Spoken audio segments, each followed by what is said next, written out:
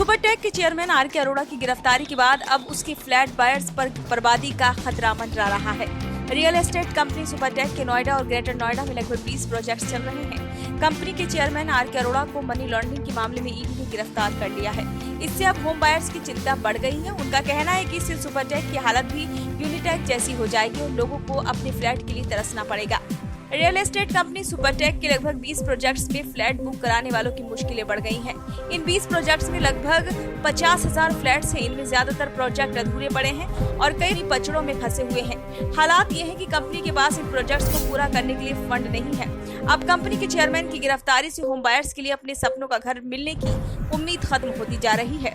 Buyers ने धमकी दी है कि अगर 15 अगस्त तक सुपरटेक के प्रोजेक्ट्स पर काम करना शुरू नहीं हुआ तो वे भूख हड़ताल करेंगे। यूनियन बैंक ऑफ इंडिया ने सुपरटेक के खिलाफ इंसॉल्वेंसी पिटीशन दायर की थी। बैंक का कहना है कि कंपनी ने उसके 432 करोड़ रुपए के बकाया के भुगतान में डिफॉल्ट किया है।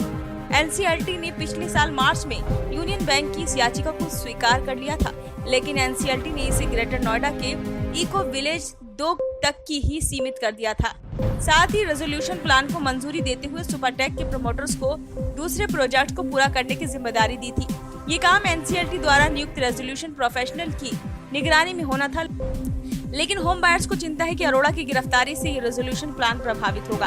होम बायर्स ने इसके लिए यूनिटेक का उदाहरण दिया। उनका कहना है कि यूनिटेक के प्रमोटर्स की गिरफ्तारी के बाद कंपनी को सुप्रीम कोर्ट की निगरानी में एक बोर्ड चला रहा है। इसकी जिम्मेदारी एक रिटायर्ड आईएएस को दी गई है, लेकिन इसमें बात आगे नहीं बढ़ पाई है। यूनिटेक के अधूरे प्रोजेक्ट्स पर बहुत कम काम हुआ है। सबसे बड़ी समस्या फंड की है।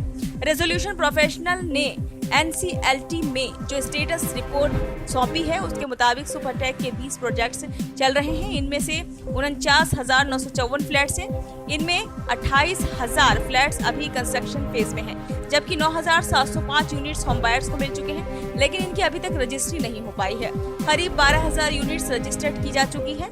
होम बायर्स का कहना है कि जब से मामला एनसीएलटी में गया है तब से काम की रफ्तार धीमी हो गई है। उन्हें डर है कि अरोड़ा के अरेस्ट होने के बाद इन प्रोजेक्ट्स पर काम रुक जाएगा। बायर्स का कहना है कि अरोड़ा की गिरफ्तारी से निवेशकों और फाइनेंसर का भरोसा कम होगा। इससे कंस्ट्रक्शन पर असर होगा।